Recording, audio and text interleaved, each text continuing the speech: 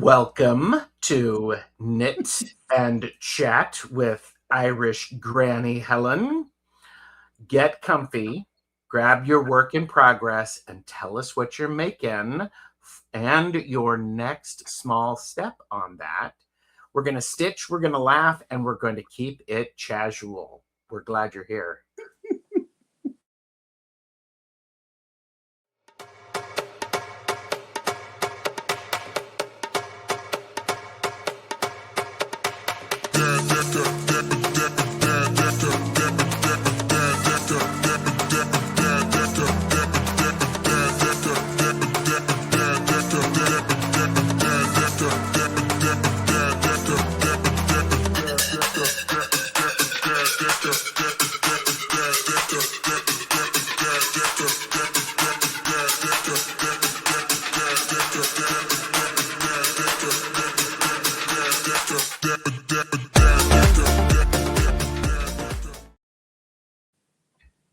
Hello, everyone. Thank you for being here. Helen's face has disappeared because I don't know why.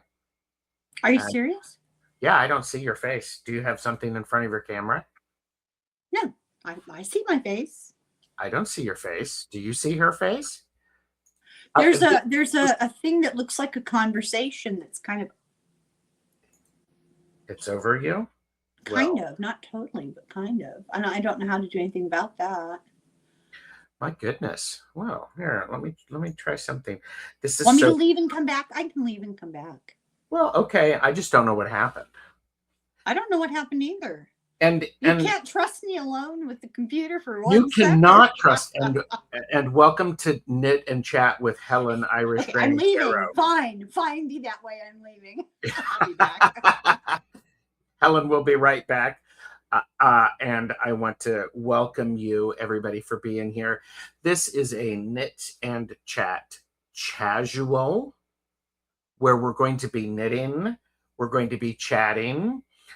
This is a great opportunity for you to like and subscribe because it's free. And Helen is there. Yes, I see your face.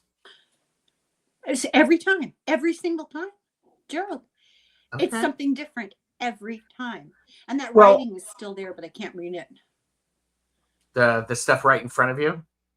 Yeah. It's like over me. Is that better? Wait a minute. Is that better? To where it's over me and not you? It's over you. Well, I mean, it depends on people's opinions. No, it's okay. This is the chat. I stream both chats. Okay. Yeah, I cannot even see it at all. I mean, I can. Okay. It's okay. Because I was just telling everybody to like and subscribe because it's free. Both Helen and I have memberships. Helen also has a Substack where she's Helen also has, and I'm so pleased. I've done this. You can get a personal consultation by emailing Irish Granny Helen. You could also send her Irish Granny help, and she will answer your questions. Yeah, questions. Yeah, anonymous, of course. No identifying features. Yeah. Paula has joined us. Hello, Paula. Sarah is here. Mere Dragon. Bonzo is here. Should I work or should I lurk? The world wants to know. Well, what do you think? Should Bonzo work or lurk or work lurk? I never advocate working. That's just too much effort. Lurking is much more appealing. It is. Sloth is my favorite of the deadly sins. Oh, there you go. And since Helen has said that, please remember this is for entertainment purposes only. Do not make decisions based upon what we say. Seek professional assistance. Really. And Sherry has joined us. It's good to see you. Angie Burks. Silky Jan is here. And Jan says lurk. I mean, if you can multitask, I'm going to be really good with that. So. Oh, I'm sorry. I'm distracted. I'm busy talking. I brought. What? And your face just disappeared. Am I still there? I can hear your voice, but your face is no longer there. Did you All right, this disconnect? isn't funny anymore. No, I didn't do anything. I got accused of that the other day. And I never touched a thing. I'll go away. I'll come back again. Okay. I can take a hint.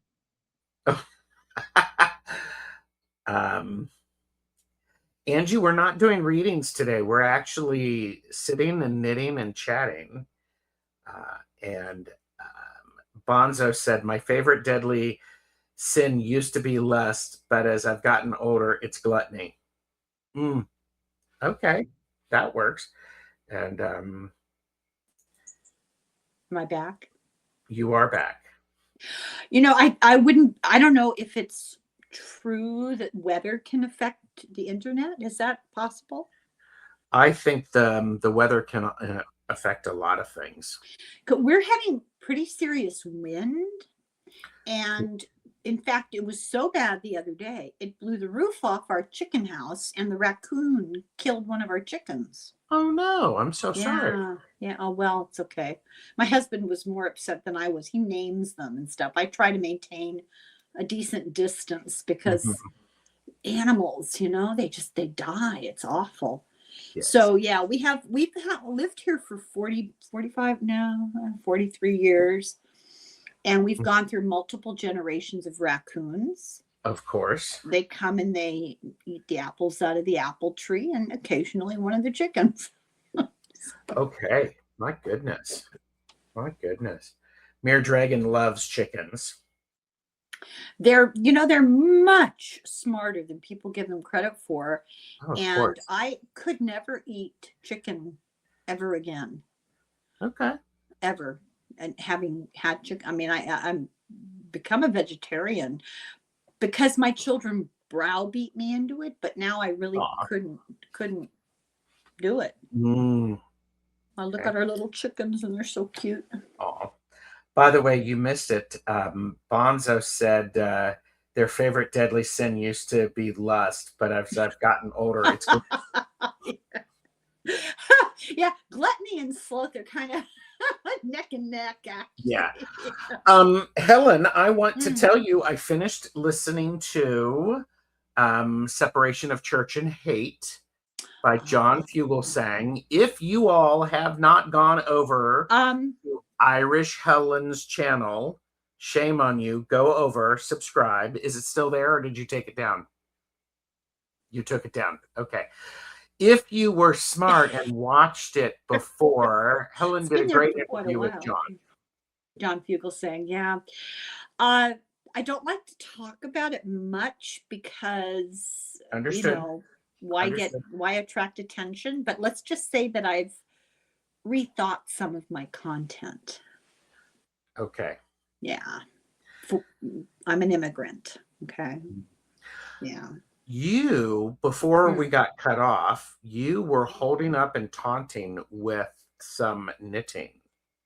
I found some super chunky, this is what's it called? Woolies, mostly Woolies yarn on sale. And I have a huge number of family coming at Christmas, and I've declared a moratorium on buying stuff. Nobody needs stuff, right? Yes. So I'm knitting everybody hats, and if I have enough yarn left over, I'm going to make scarves. So this is the one I'm working on, but this is what I've done. So unfortunately, they're not flashy. They're not beautiful colors like what you had, but they're very, very soft, really, really soft. So, and I bet they keep a head warm. Yeah. And where we live, you really need it. Yes. Well, where you live too in the winter, right? Oh, yes. In the winter, it does get a little chilly. I'm knitting one of the red hats. A friend of mine found a pattern and she wanted to knit it. And this is my friend who I've been teaching to knit. Oh, she finished her scarf. And it's gorgeous. She's very pleased with it. She wanted to knit a hat. And I'm like going, well, yes, we can work on a hat. She's working using circular needles, which are needles that have the cord between the ends. Well, that's what this is too. Yes. Yeah. Yes. Which I don't you actually, I could never go back to the straight needles. Oh, well, I like double points. I think you look dangerous when you knit with double points. Well, you have to use double points at some time when the diameter gets too small. You have to use the double pointed. But I mean, the regular, the 2 needles that you always see stuck through the ball of yarn. Yes. I could never use those again. This is so much easier. And part of that is because if you're working on something and you have it on a circular needle, all of the weight is on the cable and not the whole needle. So it's easier for when you knit. You don't have to work that hard. I always had issues with gouging myself with the end of the needle or things slipping off. I find these are much safer to use to prevent that. Yes. Pamela Batchelor has arrived. Hello. Pamela is a crocheter. Pamela, is that your donkey? That's a donkey, right? It is a donkey. I thought you said you couldn't see. Well, it's either a donkey, a mule, or a horse. I knew that much. One of the funny pictures I have, Pamela early on, she had that. She's had that icon, and I was being funny, and I was making myself look like that. And it's funny. Pamela did say double points for socks. Looks so socks are complicated. I've actually made a pair of socks very successfully, and I started a second, and I kind of got disgusted with having to pay so much attention and opted for something simple. There's nothing wrong with simple. Nothing wrong with I'll go back to it. I'm just not in the mood right now for complicated. Yes. Yeah. Dan says I do both, and she loves donkeys. I am Pamela's donkey. Is that the same thing as calling me an ass? No, because I can be smart. One of my earliest very fond memories is of my grandmother being kicked by a donkey. We were on the beach in Ireland. I was probably about, I was 2. And we were on this beach, and I guess it was a wild donkey. I don't know. I can't remember that part of it. But my grandmother went up to it. I can remember my grandfather, who was a very funny man. He said, "Now, don't you go near that donkey. It's going to kick you." And of course, they had this kind of adversarial relationship. They married forever, And she says to him, "It will not. I know what I'm doing." She walked up, and the donkey hauled off with his back leg and almost took her leg off. Oh my gosh. And I thought my grandfather was going to get a hernia laughing. Great couple. Pamela is crocheting these days, but she is also a knitter. I find crocheting just... Uh-oh. Are we going to lose her again? She's frozen, kids. She's frozen, and you disappeared. Am I there? Not yet. We can hear your voice, but... Oh, I'm just going to go and come. Okay. Oh, yeah. I love the impression of that. I actually found a picture of that recently. It's quite enjoyable. Donkeys have a very big sense of self-preservation. Yes, of course. And you're here. You see me? I see you. StreamYard underwent a change in the past month or so. Have you noticed that? I haven't had any issues with it, but of course not, because I have. And there she goes again. Can you see me? I can't see you, but I can hear you. That may be like. Now she's gone. Sherry said, complicated for fun is not fun to me. Don't like to concentrate to count just the first 2 rows and cross my fingers that my blanket is straight. Yeah, I hear you. I'm afraid to say anything that's going to anger the gods of technology. No, it's okay. Sherry said no to the complicated. She crochets, and if she gets 2 rows, she just prays that it will be even. Turn out right, yeah. I've had friends try to teach me how to crochet, and I've got some sort of mental block against it, I guess. Yeah. Mere Dragon said, my wonderful late partner used to fix my sweater by knitting. Oh. Ooh.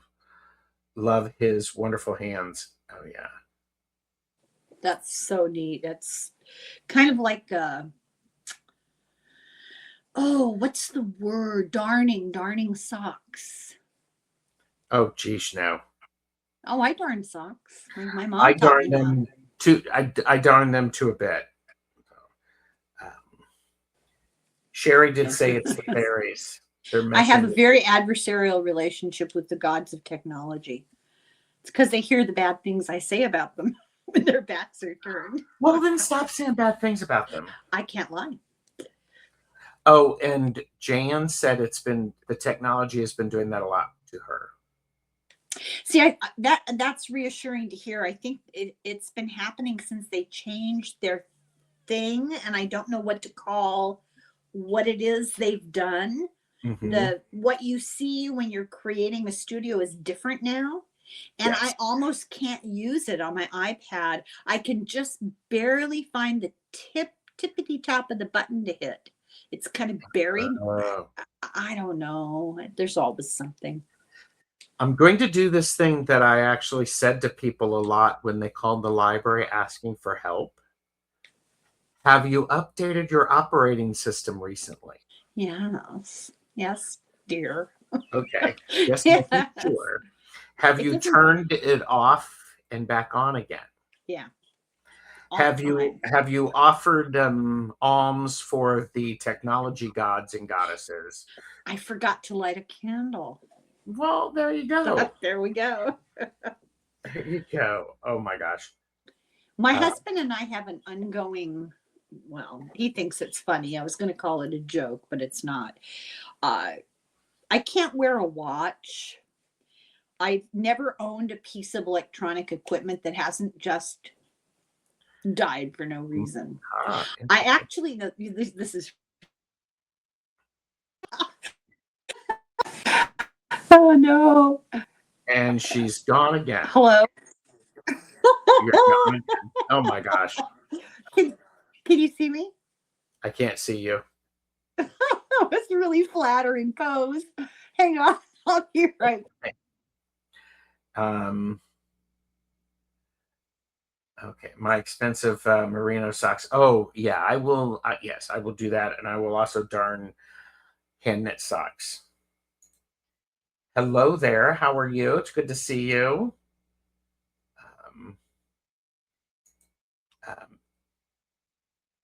When you log in, it says that there is something that is disconnected on your device.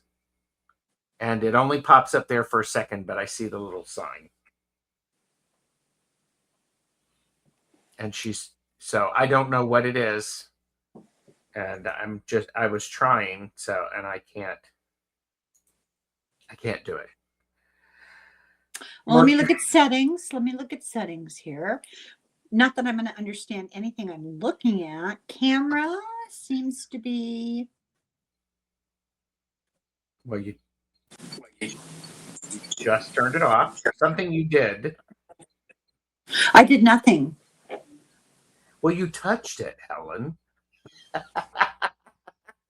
By the way, everybody, when you're knitting, and you're doing this sort of thing with people, this is okay because it doesn't really matter. We're doing something. We're doing the knitting. So. But can you see me right now?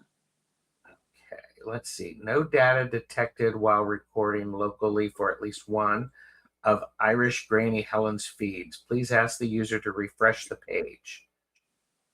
If the problem persists, well, try to, I just got a notice that part of your data is no data detected. Strange. What does that mean? Something that you're trying that is trying to happen isn't working. So, well, let me go, Epic. I have a I just made another recording with somebody, and I see that is it still recording that? It's not still recording it, but I can still see I'm in the studio.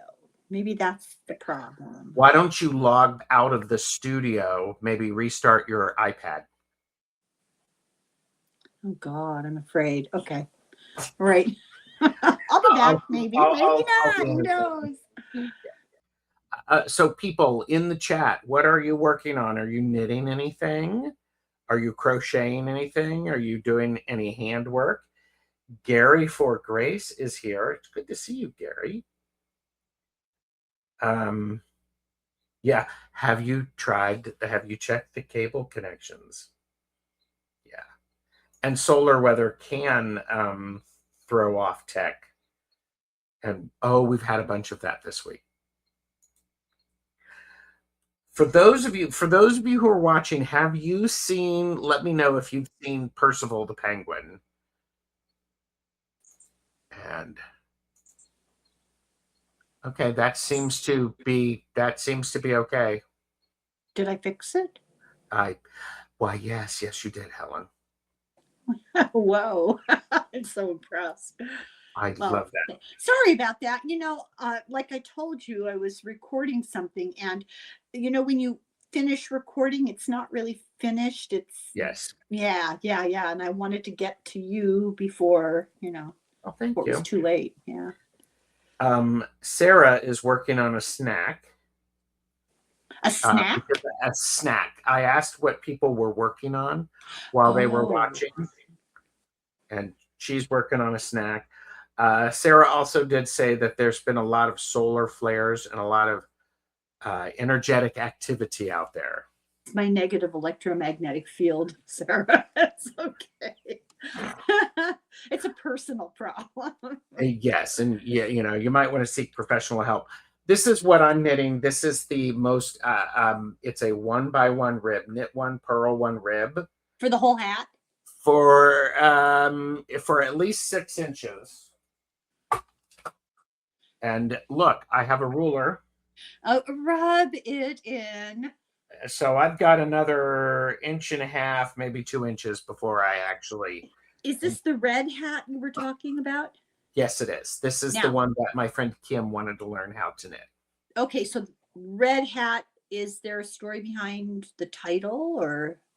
This is one of the hats that were made, and I don't have the pattern in front of me. It was a form of resistance that people would knit. Oh, the kitty cat hats. Yes. Well, no, okay. not one of those, but this is a form of during was this in Norway where they did it? They were they were of a particular political party. Okay. I gotcha. So, and but Helen, yes, sir. Last time we were here together was in April. Jeffrey and I were just going away to quilt convention. To the quilt. How was it? I've been dying to ask you. Oh, it was great fun. It was great fun. And then, so we took the quilt class, which was great fun, very enjoyable, wonderful teacher, Krista Moser, great people, wonderful facility. Then Jeffrey and I went away for our annual quilt retreat, where we meet at this facility, which is an old house that has been specifically designed to house 12 people. And in one room, you can have 12 tables and 12 people can be sewing and working on that.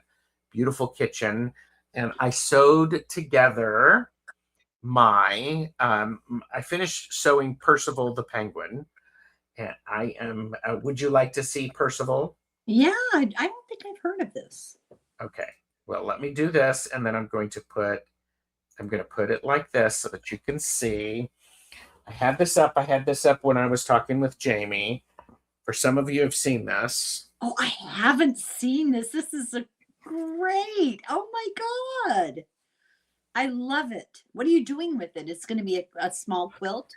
It's going to be a wall hanging. And this is one thing that what I did was the class that we took, it came with a kit, which is wonderful. But hi, my name is Gerald. I'm TAROTSTACHE.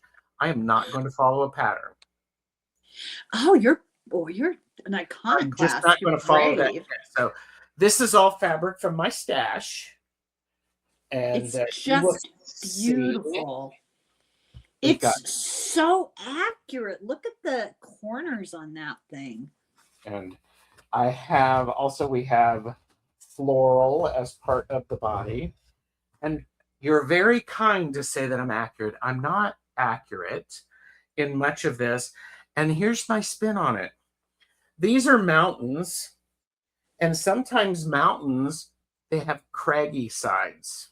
So when the pieces don't match, that's just the cragginess of it.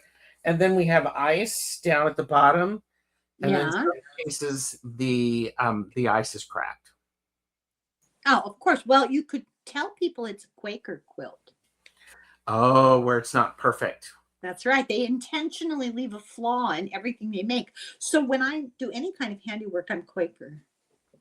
Yeah, I get that. Because only God is perfect.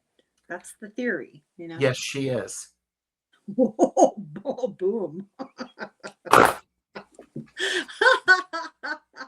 Causing trouble there, kids.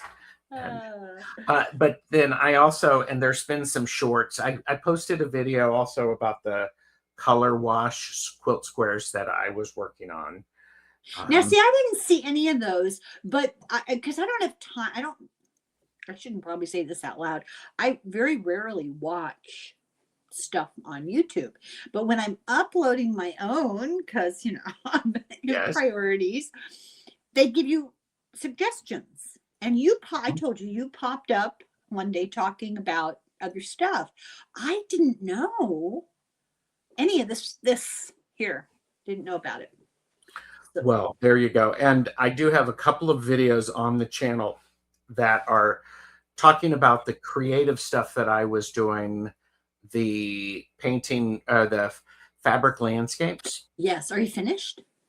No, but I did take it to, but Jeffrey and I worked on a quilt of valor for my great nephew. None of them are watching this video. So what is it? A quilt of valor. It is a quilt made in honor of people who served in the military. I thought it was some German word. I thought it was all one long German word. No. And so Jeffrey and I were making this for my great nephew who is in the military. We're making 8 quilts for after our Thanksmas, which is the Saturday after Thanksgiving. Right. And so yes, I'm looking forward to that. It'll be fun. So we finished that. I could probably show you a picture if you wanted to see it. I'd love to see it. Because I have given it to my sister who is going to be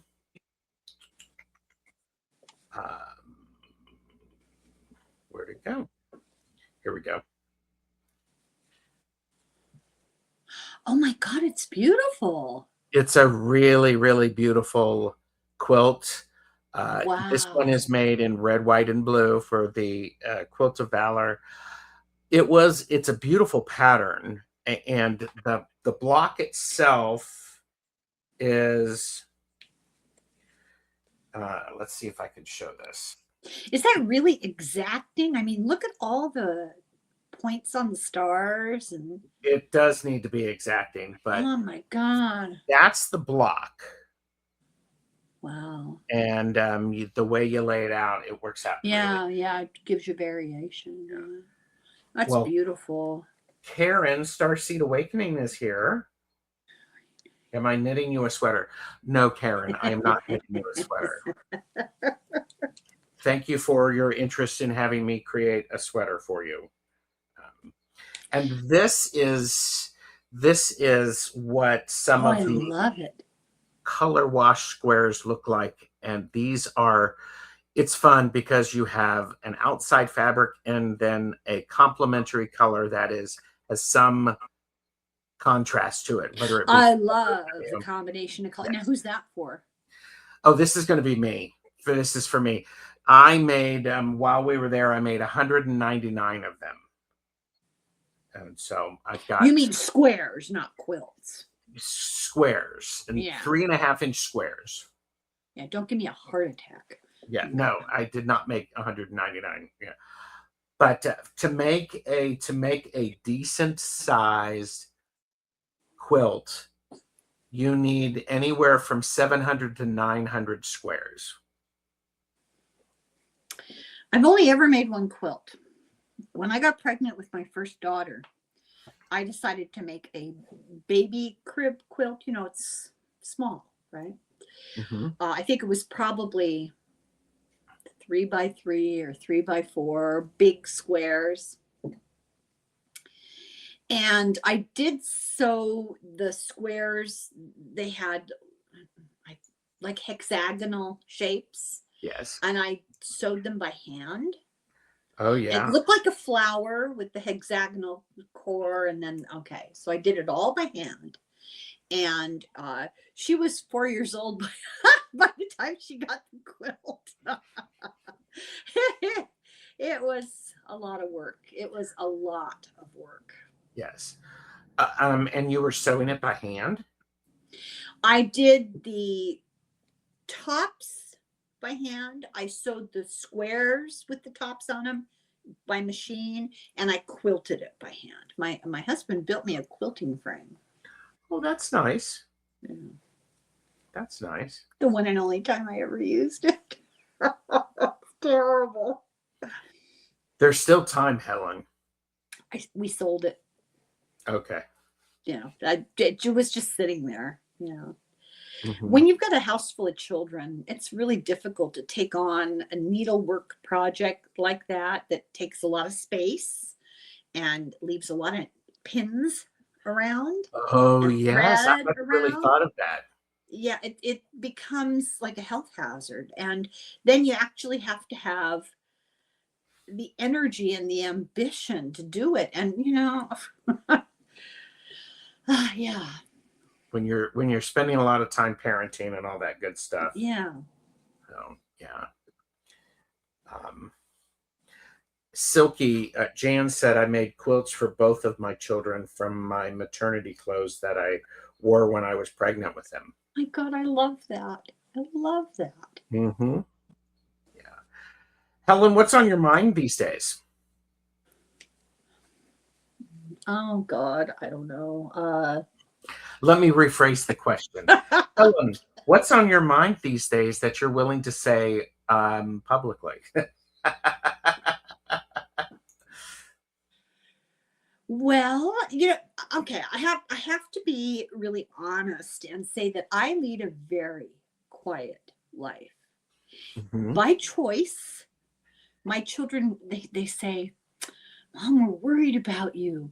You don't do enough.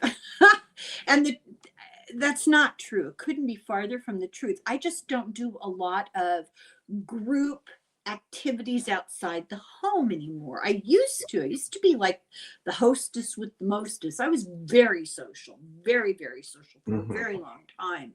And I am loving the fact that I have nowhere I have to be at any particular time. My time is my own, and I can define what it is I do. Yes. Of course, I have no money, but that doesn't matter because guess what? Nobody does. Yeah. Right? Mm-hmm. So I spend a lot of time doing things like this. I do a ton of research for my channel. I'm reading a great book. What are you reading? I haven't had a lot of time lately just to read for my own entertainment. I read all the time, but I'm taking notes and it's for my channel. But I got caught up a little bit. And the book that I'm going to do next hasn't come. Thrift Books, $4. Ah. So I had a book. It's been sitting there collecting dust. It's been sitting there so long. And I bought it because it was on sale. And it had Ted Bundy on the cover. And any book with Ted Bundy on, it's called Murderland. And it's not at all what I thought it was going to be. Mm-hmm. It is about, peripherally, about the proliferation of serial killers in the entire West Coast during the 70s and 80s. Mm-hmm. But it associates it in a very readable way with the geology of the region and the industrial toxins. Fascinating. It is so interesting. And the woman who wrote it, and I didn't know this when I got the book, she won the Pulitzer Prize for the book she wrote before this about the life of Laura Ingalls Wilder. Oh, wow. Apparently it's very challenging book, not difficult, but pushing against stereotypes and common beliefs. Mm-hmm. So I'm going to read that too. But this particular book, Murderland, is really interesting. She makes a very persuasive case for, she doesn't say this is what caused it. She just puts the facts out and lets you draw your own conclusions. It's very persuasive that these people that did these terrible things may very well have been affected by the environment, both the geological energy and the industrial pollution. And she gives an example. When she was a kid, she was 7 months old, within like not even a miles, just very close to her home, were 3 famous serial killers growing up: Gary Ridgway, Ted Bundy, and I forget the other one. But I mean, what are the odds of that? That's interesting. Yeah. And the area that she's talking about is an area where there's incredible amount of real variety of industrial pollution. So that's a good book, because she does talk about their psychology, and she does talk about what they did without being, obsessed with gore. It's not like that. And she talks about the geology, which that's disturbing too. Yes, of course. That's pretty good. Yeah. Jeffrey picked up from Half Price Books today for me, 84 Charing Cross Road. So I have it right over here. Because my copy was from the library. Helen and I are going to do a show on epistolary novels, or several shows. Stay tuned. Make sure that I've got you. I won't even show you this pile. It's huge. and define that, because where do you draw the line between a memoir, a diary, letters, journal? I mean, there's an overlap there. Oh, there is certainly. Yeah. What do they call that? There's the Venn diagram of it. Thank you. Yes. But by definition, epistolary novels are letters. Mm-hmm. So letters back and forth. And then you have a memoir. Well, no, I looked it up. It can be journals and diaries too. Can it? Thank God. Yeah. Okay. Okay. Gets me up. Jan loves the 84 Charing Cross Road. One of the best books ever written. One of the best movies ever made from a book. Talk about superior casting. Just Anne Bancroft and Anthony Hopkins. Anthony Hopkins. And it is very true to the book. Yeah. Which never happens. How often do you see a movie from a book you love and you're disappointed?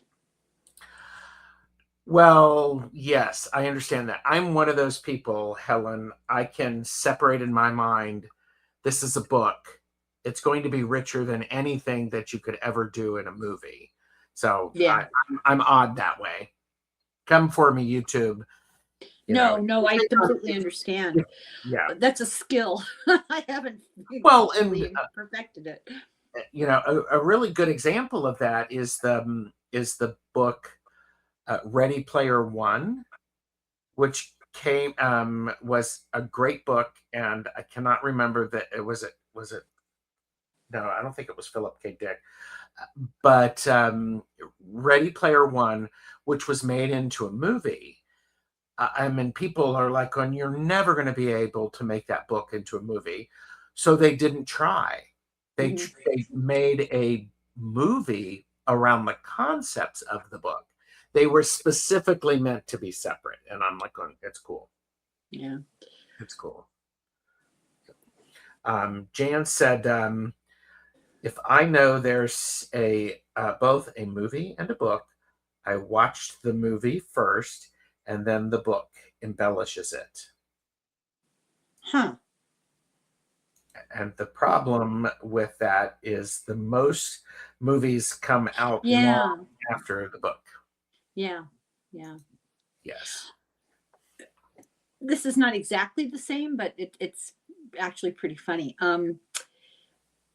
So I saw the movie Chicago, and I love musicals, and I really loved it. I thought the casting was really interesting because Renee Zellweger, Richard Gere. Are you serious? They were really good, really, really good. It was just the best movie. I love it. I love the music. So then, long story short, a friend of mine won a national contest and got a free trip for a group of her friends to New York City. I got to go. And one night I took myself to go see Chicago, Broadway. Are you kidding me? It was terrible because it's not at all like the movie. The movie is far better. I've never had that experience. It was shocking. It's Bob Fosse that did the choreography, and it was very minimalist. And the whole cast sat on tall bar stools. Yes. In sort of tuxedo leotards. So there were no sets. There was no, I mean, it was really disappointing. Really disappointed. Irish Granny Helen. I don't know if you know Little Zen Crone, but Jilly is here and is saying hello. Oh, hello. And Pamela did see the Steven Spielberg Ready Player One, which makes perfect sense because it's right in the line of that. I am going to look up Ready Player One. Well, breaking news. Steven Spielberg has a new movie coming out. What? Called Disclosure Day. It looks lame, but we'll see. It's about, ETs.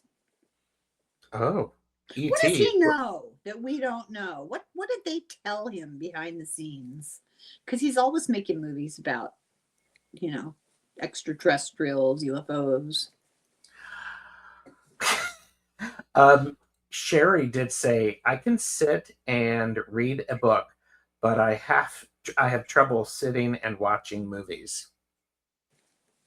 And, which, that's interesting because that's kind of the opposite of most people. Oh, sure. Yeah. Yes.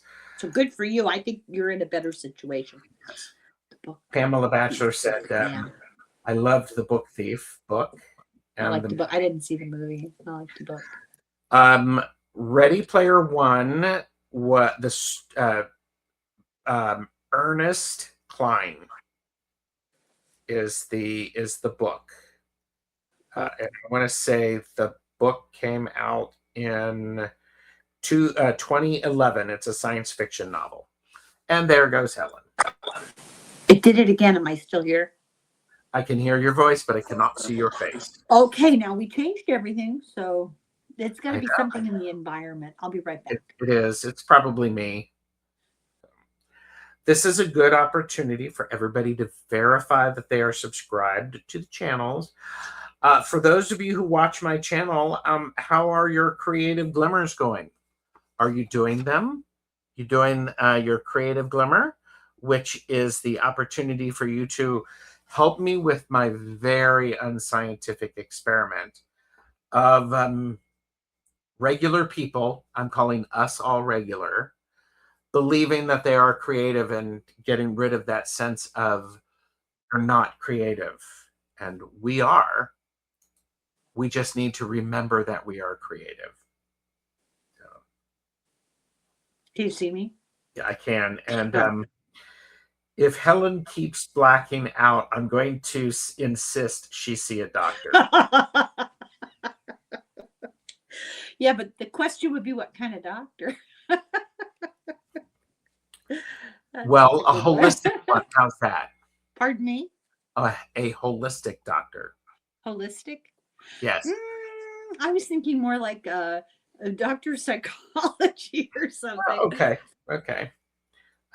Okay. So disclosure, eh?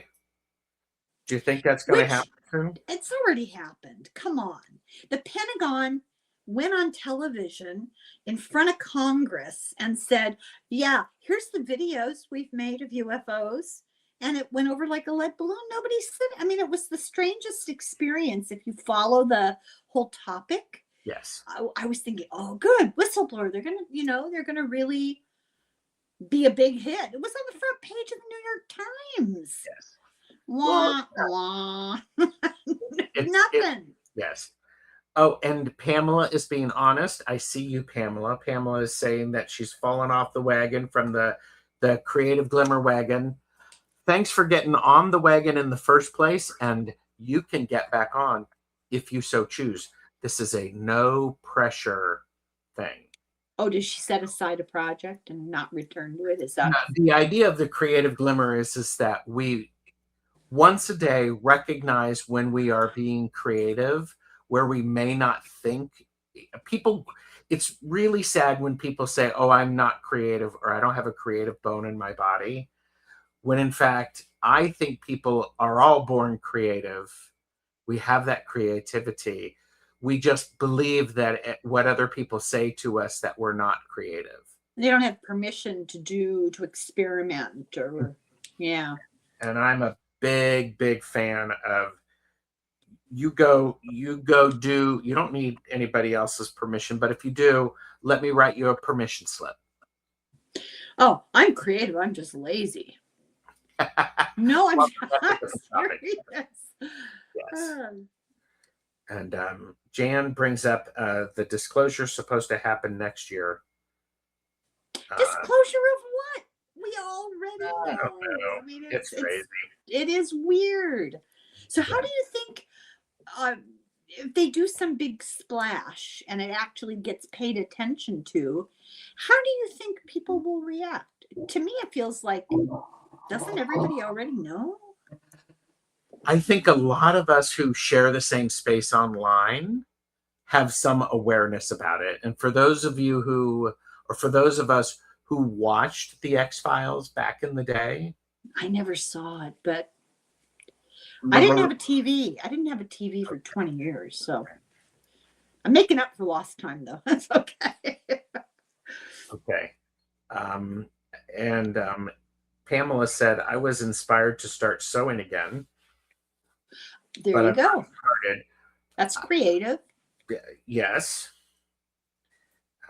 And let's all remember my elementary school teacher, Mr. Mann. No, let's not. Oh, yeah. Let's reframe that. What? I have a feeling that he may have been a teacher to say you're not creative. Oh, yeah. Well, I always think it's interesting when people say, and this is going to be me being really, really snarky, people go, I can't even draw a straight line. Yes, you can. Here's a ruler. Here's a pencil. I say that all the time. Draw a straight line. You haven't seen me not draw a straight line. I always, when I was in school, I don't remember. I went to Catholic schools. They have no money. They didn't have special equipment. They didn't have special teachers.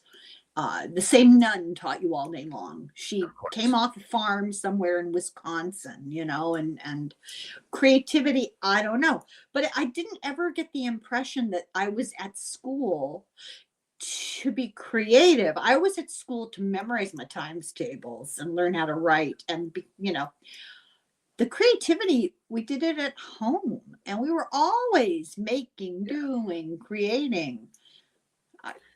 I don't think kids get the opportunity to just have unscheduled, unmonitored downtime.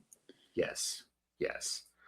I think it's much harder to do that because there's a feeling that kids need to be in all sorts of sports, events, stuff like that. I think some sports and some events are great, good, very helpful. After school activities, wonderful. However, if a kid doesn't have time to fall asleep and take a nap because they want to, I think that may be a bit of a problem. And by the way, I'm not a parent, so I don't know what I'm talking about. You're entitled. You were a child once. You're entitled to your opinions. Yes. And I agree with you. And I think that children they're not allowed to do anything without an adult organizing it, monitoring it, and monetizing it. So you could play sports if your parents buy a uniform and cleats and you go pay a coach and you're there with all these parents along the sidelines. I don't think my parents ever, and there were 12 of us, I don't think they ever watched a game we played. That wasn't. Well, they were so busy. Yeah. No, they were in the house watching. My dad was in the house watching boxing. He wasn't busy, but parents did not hover the way they do now. Yeah. It was like, go play, come home at dinner time. Come home when the street lights go out. Yeah. Okay. I have an issue. I have dropped a stitch. Uh-oh. Because I've gotten all like that and gotten all into it. And so let me do this to stop it. I just really noticed, when I go for a walk, it's like the day the earth stood still. You never see a child outside, ever. Yeah. Times are very different than they were. And you were just mentioning, the serial killer books. So, yeah, but that's all gone. That's way down. Statistically, crime is way down. Statistically, the number of serial killers seems to have ebbed. The statistics don't support the fear. Okay. Sarah asked, is it okay if the line is diagonal, not exactly vertical or horizontal? Yes, it is. The line, because I said, people were saying, I can't even draw a straight line. Yes, you can. Here's a ruler. And I do very little straight. Pamela said, my high school teacher was Mr. Fox, and he changed my life by making you think. That's right. Jan said, poverty made me creative growing up. If I wanted something, I had to make it. Holds true today. Love that. Right. Love that.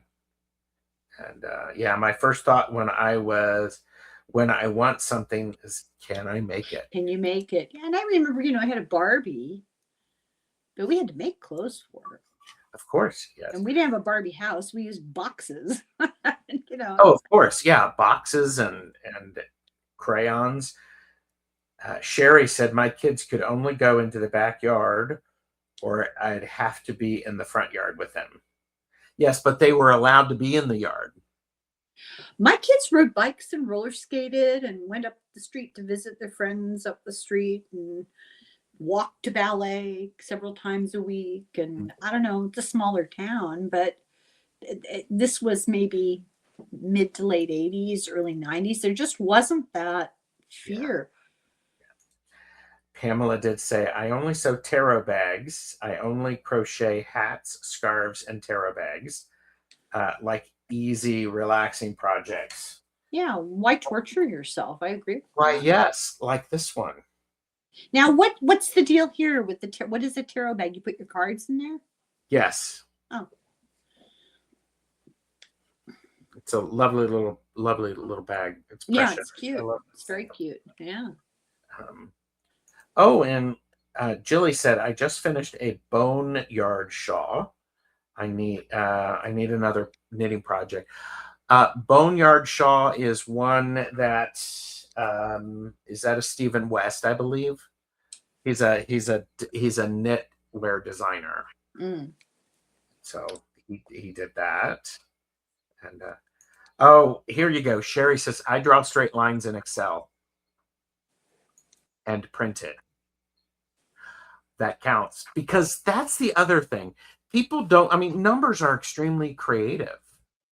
They really are. I mean, I think numbers are creative. I'm not creative with numbers, but I think they're pretty cool. What's the connection between the straight line and numbers? Oh, I was just talking about being creative and how people, I'm not creative. I can't even draw a straight line. Well, you don't need to draw a straight line. You've got a ruler and, Sherry draws a straight line in Excel. So I don't know what Excel is. Excel is a spreadsheet. It's a spreadsheet program. Oh, okay. It's how most people, most businesses keep track of their books and their spending. Oh, okay. So, and dog ears and wiggly rulers here. Okay. Jamie and I, for Back and Forth with Jamie and Gerald, did a show on Tuesday, and someone, I'm not going to point out who it is, but they were talking about they dog ear their books. Thank you. I used to do that when I was a kid. And of course, but I reached the age of reason. I stopped doing it. Jamie and I, we do a lot of things with tags. I do, if I purchase a book, I will write in it. I will highlight it. I'll do the marginalia because it's great. It's like, but it's okay. And but yeah, I was, that just made my little library heart screech when people dog ear it. I mean, because isn't that why that you could be all sorts of creative and use a tarot card even, or a scrap piece of paper? Well, I was just going to say, one of my favorite bookmarks, let me see if I can find a book with one in it. You'd think I'd have that to hand, wouldn't you? You know, when you buy a deck of tarot cards, there are always 3 or 4 extraneous cards. Yep. Like this, right? Yep. I use those for bookmarks. Yes. Yeah. Pamela's like, enough said, Helen, because you're like, and Julie, there is a request by Pamela to see the Boneyard shop. Yeah, the Boneyard. It sounds very chilling. Get it? Sorry. There's no bones about it. Oh, we could keep at this all day. It's just the skeleton of a skeleton of an idea. No. Somebody stop me. These jokes are going to haunt me for a very long time. Oh, wow. Wow. Enough. That's okay. Helen, we've been on for almost an hour. Can you believe it? Well, I've spent 30 minutes of it trying to get back into the studio. Well, that's true. And you figured out a way to weasel your way in. Yeah. Weasel your way back in.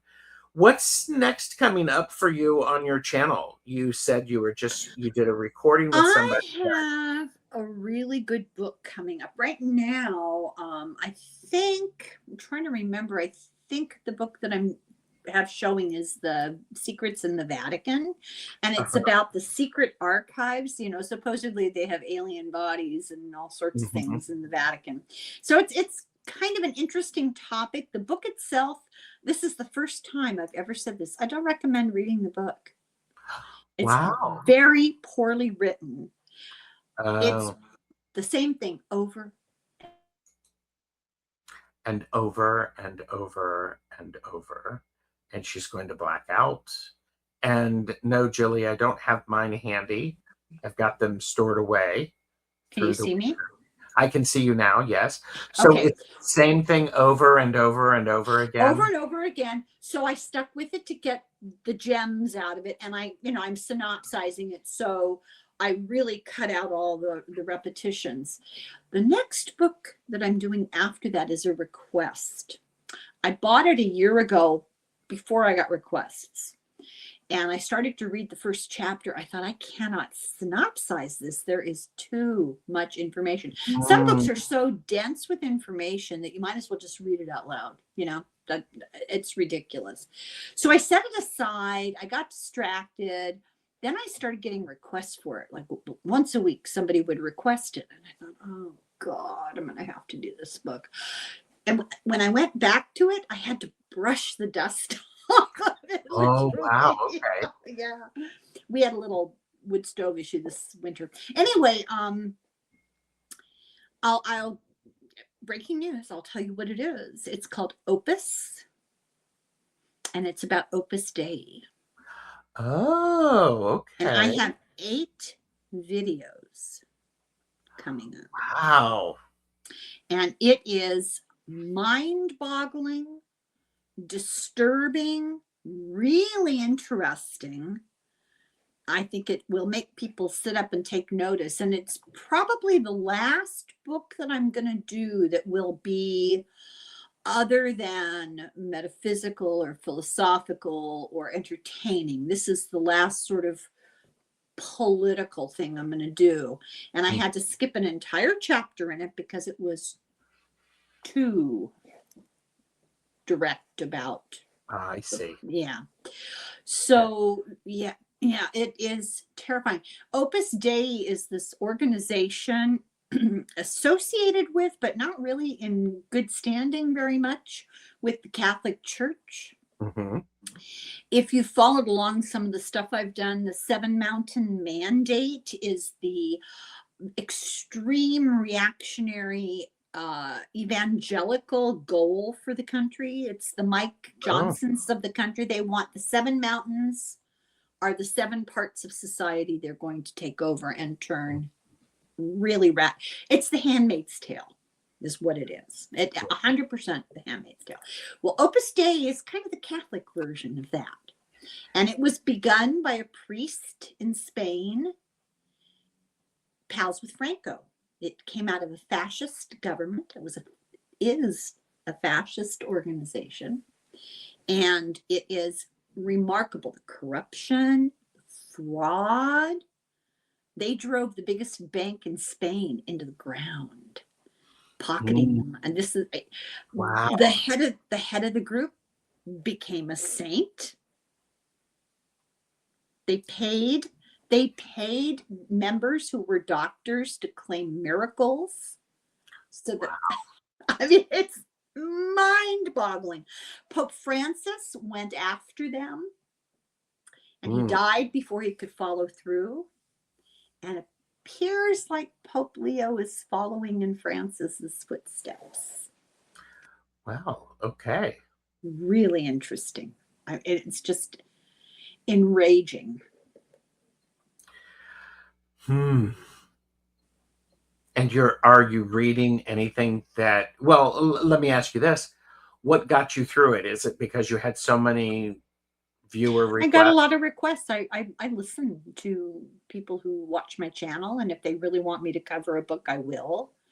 And I got so many requests for it. I bought the book on my own because I'm interested in the topic, but then I just felt like, oh, this is going to be too much work. It takes hours and hours of note taking to. Oh, of course, yes.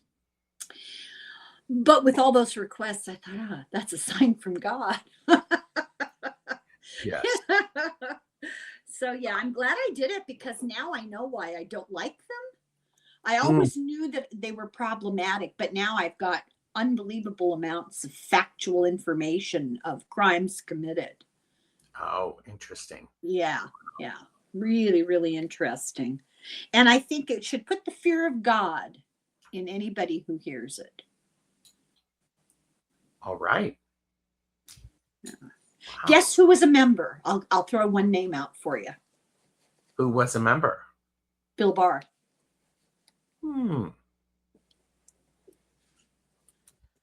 And on that note, Helen and I, when we are finished, we are going to backstage. We're going to talk and figure out when we can do another show together. And one of the shows, upcoming shows, is going to be about 84 Charing Cross Road. On my channel. On Helen's channel. So by all means, make sure that you have subscribed to Helen, Irish Granny Helen. Her links are all in the description, as are ways to contact her if you are so inclined for a reading. You can get your personal consultation. My advice is do not join Opus Dei. Are you sure? Well, if you join and you're not married, you live in a one gender residency. And the women who belong pretty much become unpaid domestic help. I won't get into it because I don't want to talk about it here, but substantiated allegations have been made that involve unpaid domestic help starting at the age of 13. I want to ask, has anyone watched the family documentary? A lot of this church stuff in the government started with these guys. Yeah. It started even before, but I read the book. I covered the book a long time ago. Yeah. A long time ago. Yeah. Probably not on my channel anymore. There's been a purge. There's been a purge. Well, Helen, thank you for being here. I mean, thank you for having me, Gerald. I'm so glad. And Pamela said you guys are such a fun time to sit and chat with. You. Where it's just this is what it's like to sit around and chat with people and knit with them and do needle and yarn and work. And we never once looked at our cell phones. What? Do you have a cell phone? I do. I have an adversarial relationship with that thing too. There you go. I do want to say thank you to everybody. Please remember to like and subscribe. I do have memberships on my channel, which gives you early access to stuff, as well as after some shows, I'm doing some additional information, including tarot spreads, journaling prompts. So it's just a fun little time. And all right. And you put so much work into organizing your time and coming up with themes, and I'm so impressed. Yes. Let me just here. This is my hard sell for my channel. My production value, the bar doesn't go any lower. I don't have an intro. And you don't need an intro. It's okay. I don't even know how. It's okay. That was something that I thought about when I was working on my memberships. I was going, what do I have capacity to do? Yeah. And because I didn't want to add any extra stuff. Or if I did, it was going to be added in a flow that was natural. Because this is supposed to be fun. Yeah. And it is. It is. It's a lot of fun, Gerald. I always love getting together with you. Well, thank you. And the question to Helen isn't, do you have a cell phone? It's, have you heard of a cell phone? Very funny. There's do, donkey. But what I have is I have a burner phone. I bought it at Walmart on sale for $50. I'm not paying $800 for some stupid iPhone. My phone does exactly the same stuff. Okay. And you don't have to have one. Purchase responsibly, know your limits. That's right. If I thought I could get away with one of those little ones that open and shut, flip phones. Yeah. The communicators from the Enterprise. That's right. Well, if I could put it in my shoe, get smart, get it. Wow. Get smart. Okay. That's that is a call way back. Yeah. And remember what the humor was in that? It wasn't that it was in his shoe. It was that it had no attachment to wires. Like it wasn't plugged in, and it, that was the mind-boggling part of that. I remember when cell phones came out, then they kept getting smaller and smaller. And was it Sprocket, the Saturday Night Live sketch, to where, this is the time on Sprocket when we dance? They may have had really small tiny, really small cell phones, and that was the humor of it. And it's like, oh, yeah, I was what they call a late adapter. Oh, adopter. Maybe it's adopter. I want more clippity clop Lego horses, Gerald, please. All right. Well, on that note, let me find that. And this will be the back and forth outro, but this will be what Pamela wants, and everybody knows what Pamela wants. Pamela might get. There's no guarantee. All right, everybody. Bye. Thank you so much. Thank you.